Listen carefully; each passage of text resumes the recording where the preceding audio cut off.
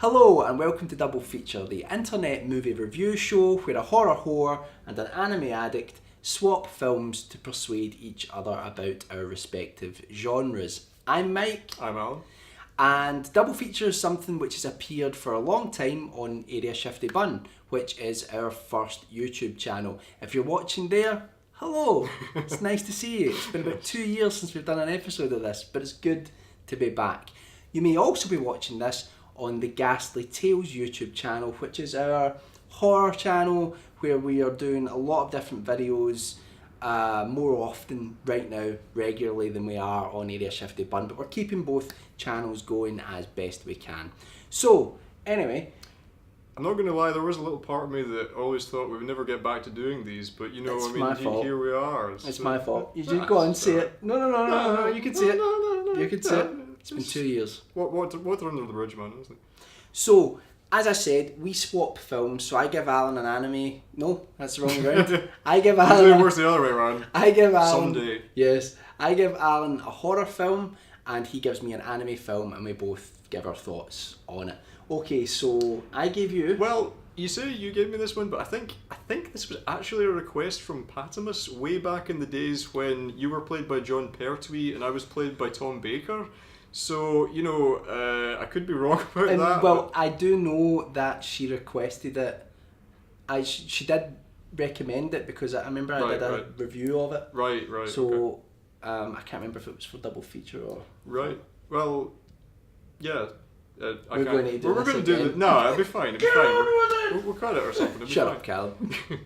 But yeah, basically the film that I have been introduced to this time was Castle Freak, which is a film that I went into knowing absolutely nothing about. And, you know, to that end, I would actually like to begin by reading some of the IMDb keywords for this film, just to give you a flavour of, you know, what I presumed it was going to be about. We have castle, fair enough. Prostitutes. That's its alternative title. Castle Prostitute. It's a very different film. Freak. Voyeurism. And nice. Hit in the crotch. Hit in the crotch? Hit in the crotch. That was an IMDb key phrase for this film. So prostitute, hit in the crotch, voyeurism. Yeah, there's some kind of sadomasochistic theme going on there already. I think that's a genre of porn. It probably is, yeah, I wouldn't be surprised. So what did you make of this film? Well, I mean, initially I, went into expecting something, I don't know, Castle was in the title, thought, it was going to be like Castlevania. What is a man?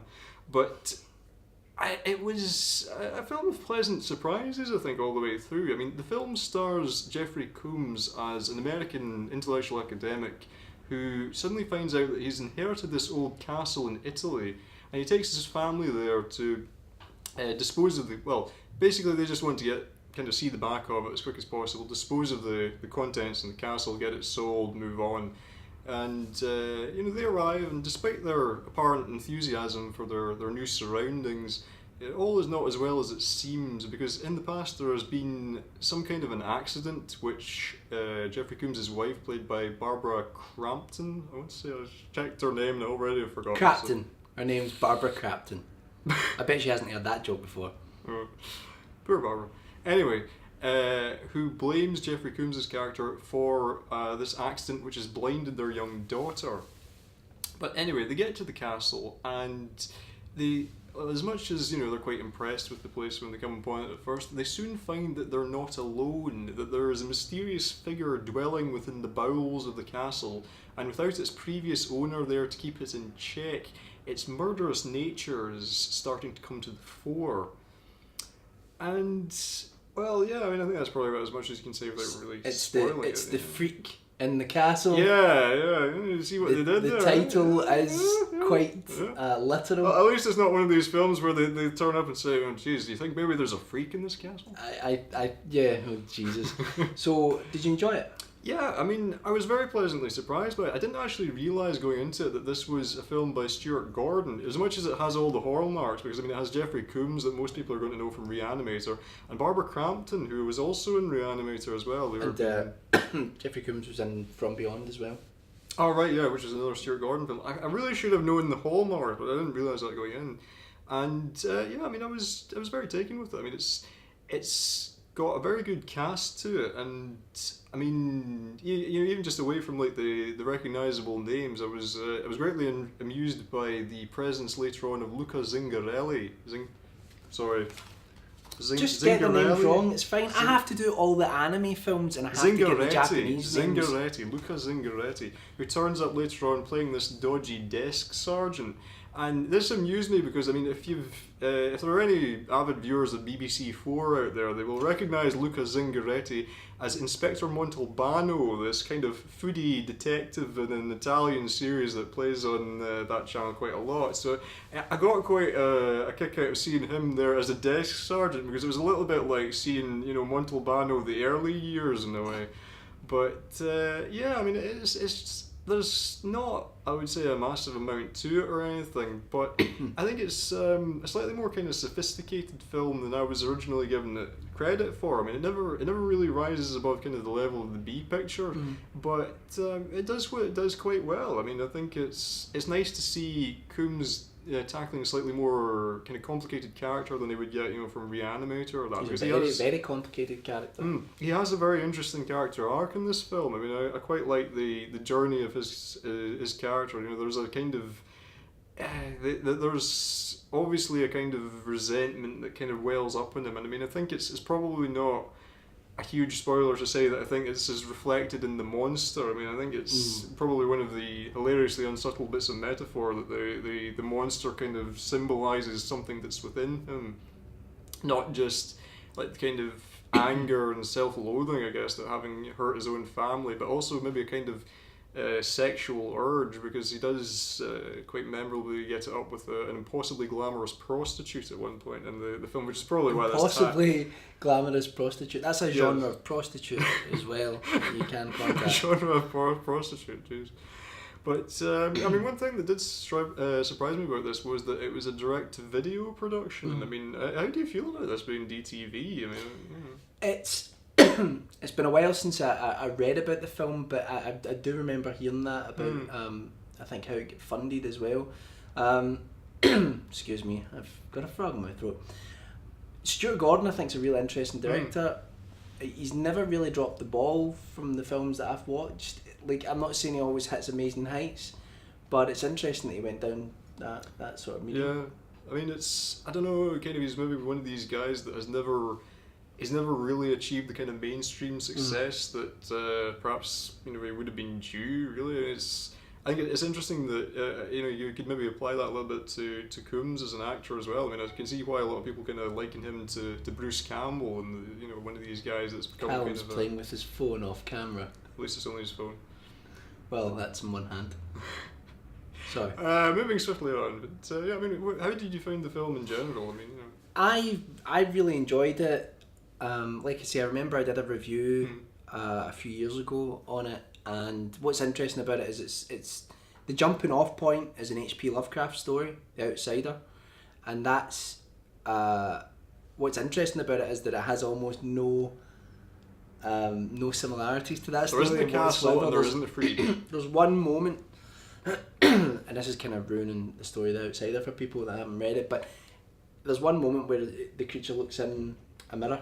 Oh, right. And that's essentially the only moment from the entire story that's taken. But it's quite interesting to see how someone can take a famous story and just develop it to the point where it's almost unrecognisable. Yeah. Like you say, Jeffrey Combs, I think he's very much like Bruce Campbell in that Hollywood kind of missed the boat with him as an actor. He's got a great presence, he's got a quirky presence as well. And whenever you see him on screen, I know he did some stuff on Star Trek. He had a great role in The Frighteners as well. Was he in Babylon 5? Not that I remember. I'm maybe thinking of Star Trek. He could have been. Don't mix up Babylon 5 and Star Trek, Alan, for God's sake. Sorry, yeah, just we've already lost subscribers. What's interesting about the film is that it's really grim. It's very, very dark, and it doesn't really have any light to it. It kind of has this backstory about this terrible event that's happened to this family. They're trying to get over it, and they come to this castle that they've sort of inherited. They want to get rid of it, but it has this horrible secret, and then there's all these murders that take place, and the father hires a prostitute at one point. It just keeps going on and on and on and down and down and down the hole we go. So it's interesting from that point of view. Like I say, Stuart Gordon, he's a very, very capable director, reanimator, Stuck, Day Gone, From Beyond. He's done a lot of good films, you know. So I enjoyed it. Now, I don't think it's quite a classic. Yeah. What is a little bit special about it in some ways is that it has that sort of Italian feel. Obviously, because it's set in Italy, but it actually has the feel of an Italian horror film as well. You could see it being one of those kind of pictures, like from below. I mean, I know that I guess this was like '95 it came out, and I mean you could kind of see it as one of those things made in Italy in kind of the late '70s or early '80s. Absolutely, but it's definitely worth a watch. The only thing I think is a slight warning is don't look at the box art.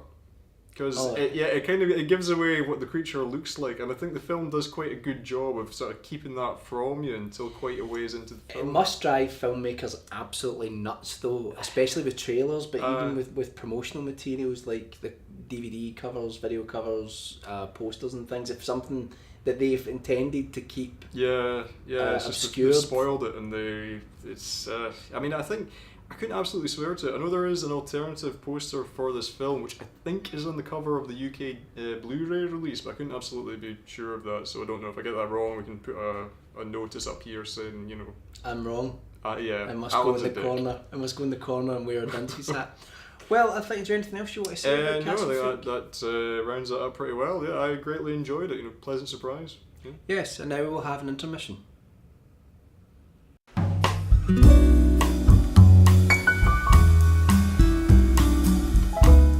Welcome back. Did you enjoy that intermission? I enjoyed it. I know we did, yeah. Did you enjoy it? Oh, yes. That sounds actually dodgy. That sounds... Yeah. All we did is we got a little drink. Okay? That's all we did in this rather amusing glass in Callum's flat. Anyway, so the film you gave me... The film I gave to Mike this time was The Secret of Mamo, which I believe may also have been a request from somebody, but I'm sorry, I can't remember. It was 2 years ago since we made this video, so I think that's fair enough. That's okay. But I mean, I was interested to give you this one as well, because I think the first one of these we ever did was The Castle of Cagliostro. I love that film. Still one of my favourites. So, I'll be interested to know, what did you make of this one? So I'm going to try and get through this. For regular, that's why Mike is drinking. Yes, for regular viewers of Double Feature, you'll know that I have a problem doing the synopses for anime films, because normally they're a little bit quirky. Or batshit crazy, as we've said in some instances. Yeah. So, Secret of Mamo, also known as Mystery of Mamo, and Lupin the Third versus the Clones, which kind of gives the spoiler. Gives it away. I know, but why would they call it that? That was a later title they applied to it in the 1980s. After you watch it? Well, the title changes to that. Yeah. To be honest, I think from early on, you know that's where it's going, and I'll get to it. Anyway, so the Secret of Mamo follows Lupin the Third, who is the world's sort of master thief. We've watched Castle of Cagliostro, which I really, really enjoyed. It was a great adventure film, and Secret of Mamo is a sort of adventure science fiction comedy film as well. The dub that I watched, we think, was the more recent dub. I think it was the genuine one, yeah. Yeah, I watched it on Hulu. I know I'm in Britain. How did I do that? It's magic. So whatever dub that is on that was the one I watched. But I actually quite enjoyed the dub. I thought it was quite good. So Secret of Mamo starts off with the announcement that Lupin III has been executed. I'm not making this up. His arch nemesis, Inspector Zenigata, who is always trying to chase Lupin III down to arrest him, doesn't quite believe that he's dead and wants to verify it. So he travels to Castle Dracula, I'm not making this up, to verify that it is indeed Lupin's body. When he gets there, he realises, and we as the audience realise, because we see Lupin himself, that he's actually well and alive. However, it is mentioned at this point, and that's why I think fairly early on, that he says that whoever was executed had the same DNA as Lupin. So either you're thinking twin, or Yeah, I guess you would triplet, get there. or You would yeah. get So there pretty quickly. you're thinking clones, aren't you? Really, and this is where the science fiction element kind of comes in. Anyway, so Lupin with his sidekicks, and I'm going to try and pronounce this. Goemon, Yeah. Jigen. Jigen. Yeah. You say Jagan, I say Jagan. Jagan. Let's call the whole thing off. Hey. He's trying to steal the Philosopher's Stone, which is the fabled artifact which is supposed to give you eternal life. And we find out that he has been approached to do this by a female character called Fujiko. Fujiko. Yeah. Fujika's that's almost the manufacturer of a camera. Yeah. Callum's trying to laughing. I never get the names right. I never get the names right, so I do apologise. Probably anime fans out there are like that. So the character Fujiko has tried to get Lupin and his crew to get their hands on the Philosopher's Stone, and we find out that she herself has been put up to this by a character called Mamo, who is the title of the film. And Mamo himself is this super rich billionaire. Kind of a Howard Hughes kind of figure. Yeah, there's a lot of parallels between him and the North Korean regime, which I found really quite interesting when I watched it. The fact that this film was made in 1978. Yeah. So we'll get to that in a little bit. But Mamo has tried to get his hands on the Philosopher's Stone, and he's obsessed with eternal life. And that's probably as far as we should go. But it's an adventure film. It veers drastically into science fiction, which I believe a lot of fans of Lupin maybe thought it gets a bit crazy. Like, I don't want to ruin it. At some point, there's a floating brain, right?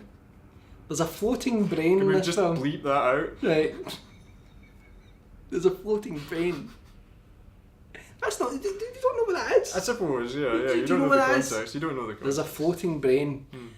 So, essentially, the film veers off in a very sort of science fiction direction. I think maybe why people are bothered by this is that it only comes in really in the third act. I mean, for the first 2/3, it's more got a kind of spy-fi, kind of psychedelic kind of quality to it, and then it's only really in the third act that we kind of get into science fiction kind of territory, and which I guess, maybe not that surprising. It came out in '78. I mean, Star Wars time. As someone who goes into, because anime was never sort of my thing, I'm going into these films quite cold, except for the fact that I've seen Castle Cagliostro, which follows the same characters.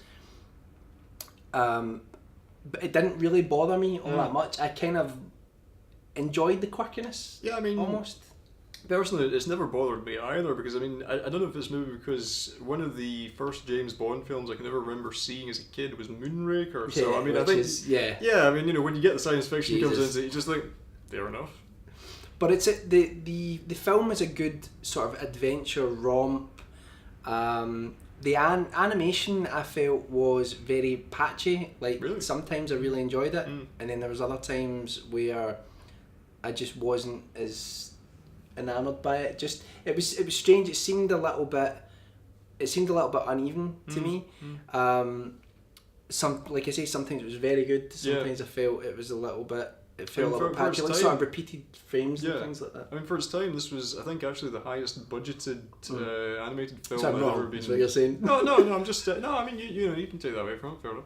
But no, it was. I think it was the highest budgeted animated film that I think certainly in Japan.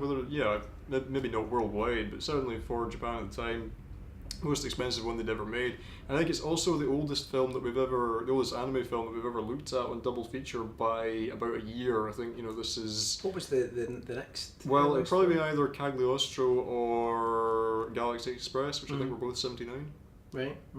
Well, I mean, I really enjoyed it. I read a lot about it after watching it, and I realised that it's quite a divisive film. Yeah. There's a lot of people who aren't keen on it at all, especially people who are a fan of the sort of Lupin franchise. But what I was interested in, because obviously that's me watched two films now. Never watched any of the TV series. I've never read any of it was an original manga, wasn't it? This isn't. But it's got a much direct adaptation. Yeah, because that's what I was going to say. Was that what I read? Is that the manga is it much more serious than the film? Not serious, I would say. I think it's just a sort of darker and more. I think there's more like adult situations in it. You might say than. There's some ridiculous nudity in this film, which made me laugh again because sometimes you feel watching some of these films that this is like a teenage boy's fantasy. Well, the interesting thing is, I think Fujiko. It's Fujiko when she's naked. Fujiko. I know that was a joke. That was a joke.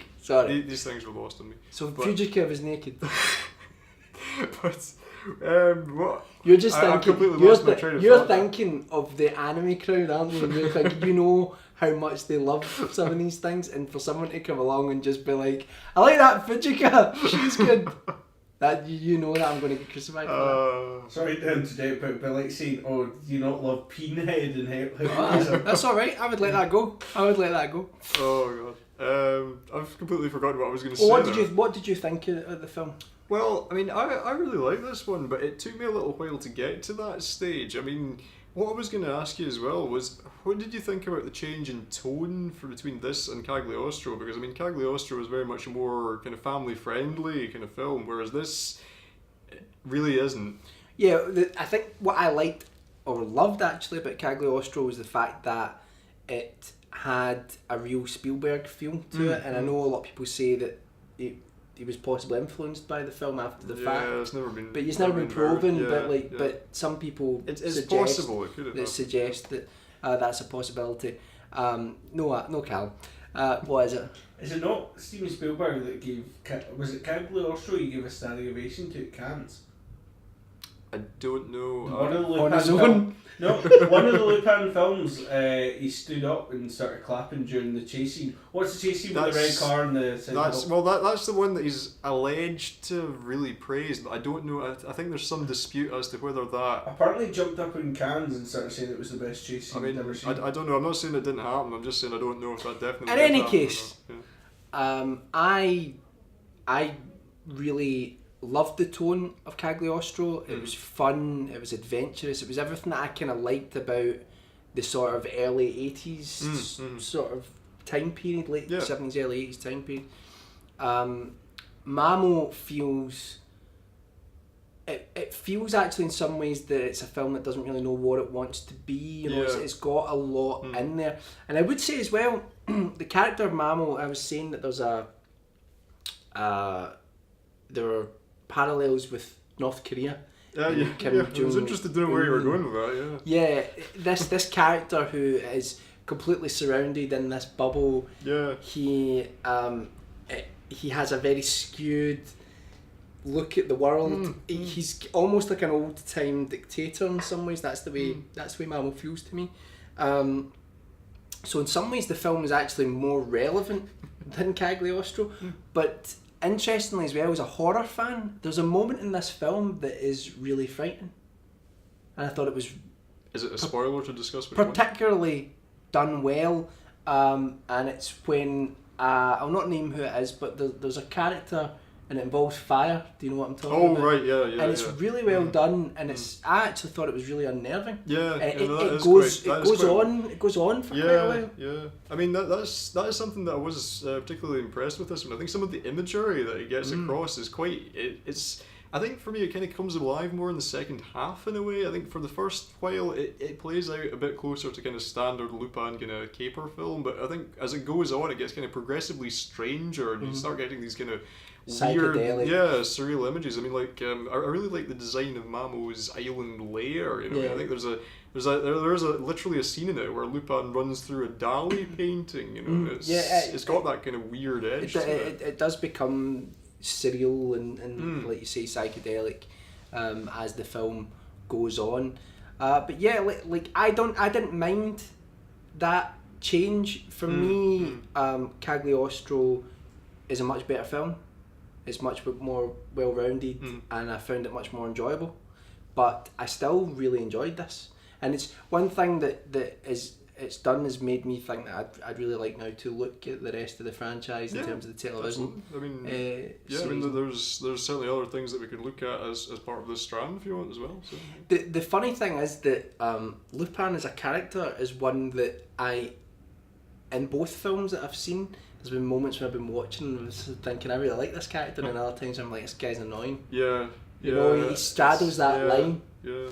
But no, well worth a watch, I think, and I would say to people who maybe judge it harshly because of the right turn it takes rather than a left at one point, that I think just go with it and enjoy it, because it's sort of larger than life really by the end of the film. Yeah, I mean, the first time I saw this film, I actually didn't like it. I mean, I think the reason for that being that I was really expecting another thing kind of in the same tone and style as the Castle of Cagliostro, and I really wasn't prepared for this at all. But I think it's one of the anime films I was actually quite quick to revisit. It wasn't that long before I kind of thought, well, actually, there's a lot to appreciate in this one, and I did come back to it relatively quickly. And I mean, I really grew to like this, and I would say that after Cagliostro, I feel this is probably the best of the rest of the Lupin films, yeah. The interesting thing is that the director, and I'm going to try and get his name right, let's try this, Soji Yoshikawa? Yoshikawa, yeah. I nearly got it right. He was involved as a writer in the Mysterious Cities of Gold. Yeah, I noticed that. And when we first did Double Feature, that, you know, you were kind of like, what's your experience with anime? You know, I had almost none. I'd seen little bits of Akira when I was younger, and that was almost it, but I always remembered the Mysterious Cities of Gold. Yeah, and because one of the films that we watched as well, actually that was one that I'd seen a little bit of Castle in the Sky. Oh yeah, I remember seeing that. Laputa. But yeah, so I would recommend Mamo. I would definitely say to people, watch Cagliostro first, because especially if you're someone who thinks I'm not going to really enjoy an anime movie, Castle of Cagliostro is definitely a great first place to start. And with The Secret of Mamo, just don't expect more of the same. If you want to see the other side of the coin, effectively, this is it. Yeah, I think this is you know, people talk about Lupin being kind of divided into two kind of routes with it. You know, there's the version of him created by Miyazaki and Takahata, and then there is this version which is kind of closer to the way he originally was in the manga. And you know, if you want to see like kind of the main points, if you will, of what that version is like, this is the way to do it, I would say. Yeah. Well, I have to say I have thoroughly enjoyed being back doing a double feature again. Yeah, it's amazing. And I am so sorry it's taken 2 years for. Should we ask for further recommendations? Yeah, absolutely. If there are any horror films or any anime films that you would like us to review on the show, please do leave a comment below. Check out the Facebook page and all that good stuff down there as well. And remember to hit the subscribe button regardless of what channel you're watching this on. So for now, we will say goodbye. Oh, I was worried how we were going to end that there, but yes, goodbye.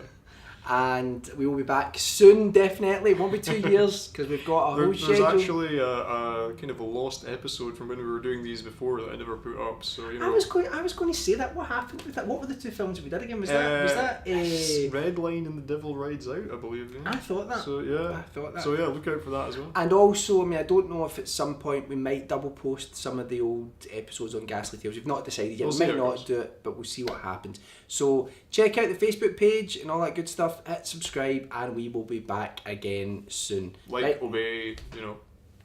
I can't remember what the other words in They Live were. Obey. I don't know. Yeah. Just do a freeze frame. Watch.